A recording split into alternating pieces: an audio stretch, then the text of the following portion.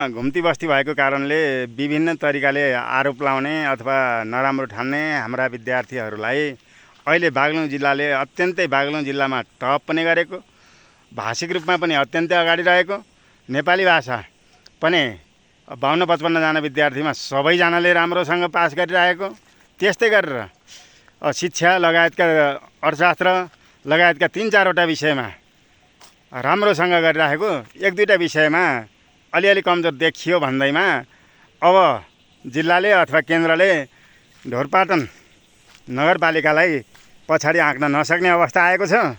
भाषिक रूपले पनि हामी अत्यन्त सक्षम भइसकेका छौँ र व्यावसायिक रूपले पनि हाम्रा विद्यार्थीहरू एउटा न एउटा व्यवसायमा तल्लिन रहेको अवस्था छ।